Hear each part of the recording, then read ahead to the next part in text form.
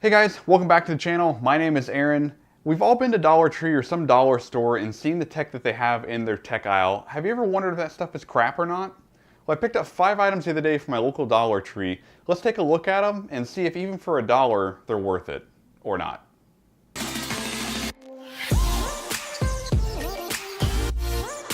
Real quick before getting started, I wanted to give a real quick shout out to Christopher Lee Reviews. Chris had this idea several months back and did his own video, which gave me inspiration to do the same type of cheap Dollar Tree, cheap dollar tech. So make sure you check him out below. I'm gonna go ahead and link him down in the description box. Make sure you check him out and see what kind of awesome stuff he's working on. Just so I don't have to say this 5 times in this video, eCircuit is the brand of all of these items going forward. That is the brand that Dollar Tree gives to all of their tech related items that they have. So just assume going forward that all of these items are all eCircuit, because they are. First up, we have the 25 pack of electronic screen wipes. These wipes can be used on your TV, on your laptop, on your computer monitors, your tablets, your cell phones, anything with a screen, really, these wipes can be used on. They claim that they're streak-free, kind of like Windex, and that's not always necessarily the case, but they do well enough. I've used these wipes on my smart TV, on my computer monitors behind me, and the monitors I have at work, and they work pretty well, better than expected, honestly. I did use one on my Galaxy S8 Plus, and with these wipes being fairly large, it's like there's too much product for such a small screen. With these being the equivalent of like a wet wipe, there is a liquid involved, and liquid and cell phones don't always work well together. So really, I've honestly had a microfiber cloth do a better job of cleaning the screen on my phone than using these wipes. If you're tired of fingerprints, food, snot, you know you've sneezed on your computer monitor before. Don't look at me like that. You've done it and it's gross. Clean it off your screen. For $1, these things do a pretty good job and I really don't have any complaints. Next up, we have a 3.5mm auxiliary cable, which is pretty straightforward. Mine came in black, but like most tech from Dollar Tree, it comes in multiple colors. I'm just a fan of black everything. It's 4 feet long and is actually braided as well. This cable works out really well for an extra pair or an extra cable for a pair of headphones, or if you need to plug your phone into your car via an auxiliary port, this cable works out pretty great for that. With this cable only being 4 feet long, it does kind of limit the usage cases that you have. You know, you can't really plug it into your phone and a pair of headphones and expect you to move your head much when the phone's in your pocket, because 4 feet just really isn't that long of a cable. If you're sitting in your car or if you're sitting at your desk, 4 feet is kind of that perfect length and works out great in both of those cases. The sound quality with this cable is pretty great. I didn't notice any kind of sound degradation or anything like that from going from a more expensive cable to this cheaper cable. One thing that I did want to note though is once you have the jacks plugged into either your phone or your headphones, to not mess with that jack very much, because if it does get moved, it will rustle a little bit. But as if the cable's moved, everything's fine. Just don't mess with those ends, because if they're moved, it will rustle. Rest of the time, I never had any kind of issues with the audio. Do you have a screen protector for your iPhone yet? If you don't, you really don't have a good reason not to, because for $1, you can get a shatter-resistant tempered glass screen protector. The kit comes with everything that you need, including an alcohol wipe, which is 100% dry and has no alcohol left on it at all, a microfiber cloth, a plastic card, kind of like a smaller debit card, make sure you get all the air bubbles out after the install of the protector, and then of course the protector itself.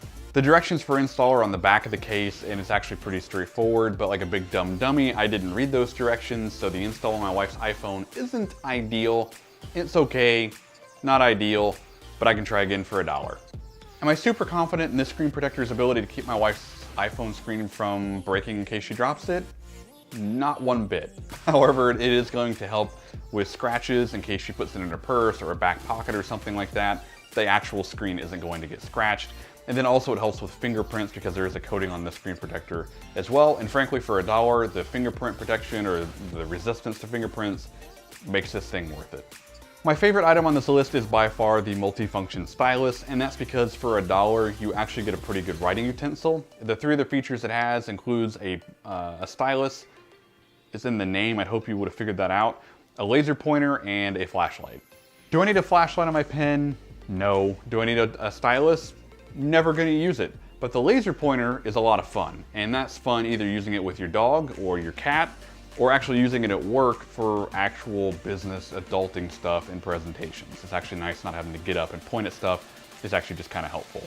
However, with this thing being $1, the laser pointer isn't the most reliable thing in the world. I had it happen several times during my testing and just playing around with it, where the laser pointer would just not respond to the button clicks. However, if you turned on the flashlight, the laser pointer would then work for several clicks after that. I don't know what that has to do with anything, but the flashlight works, then the laser pointer works. So if the laser pointer stops working, use the flashlight and keep that cycle going.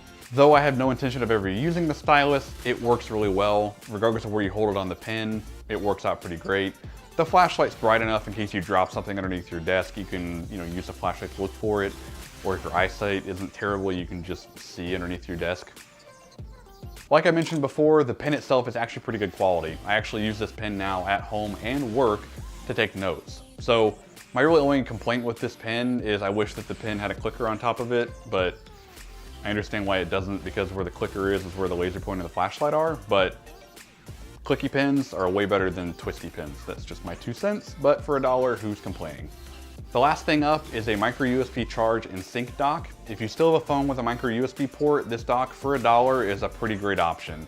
If you're worried about the port on the dock, actually working with your phone, with the orientation, like I have the Nexus 6 and I used it for a while, the port on the bottom of the phone is actually backwards compared to what it is in the dock. You're able to actually take the bottom of the dock apart because it only costs $1, so it's not like the greatest construction in the world. And I was able to actually reverse that port and stick it back up into the dock. Everything worked fine. So if you're worried about that, don't be, and really for $1, it's a pretty great option. With this just being a dock, you do have to provide the power to it via a power brick or whatnot. If you do want to be able to synchronize the information from your phone to your computer, you have to plug it into your computer. I don't think that's going to surprise any of you, but I wanted to get that out there. To be able to use this with your phone though, it is going to be a two-handed operation. Plugging it in isn't a problem, but actually getting your phone off of it, it holds your phone snug enough that with this dock not having any weight to it, when you go to pick up your phone, the whole dock's going to come with it. So just know that you are going to have one hand on the dock, one hand on your phone to be able to pull the phone off without the dock coming off your table as well. So those are my thoughts on these 5 pieces of tech from Dollar Tree. Let me know down in the comments below what your favorite item was that I covered, or if you've picked up tech before from a Dollar Tree or a dollar store, what was your favorite item that you've had, and do you still use it? If this video was helpful to you at all, please hit that like button. If you have any questions or comments, leave them down below. Would love to help you out any way that I can. If you want to see more consumer-related tech reviews on tech that I use and enjoy, and think you will too, hit that subscribe button. But until the next one, this is Aaron. Take care.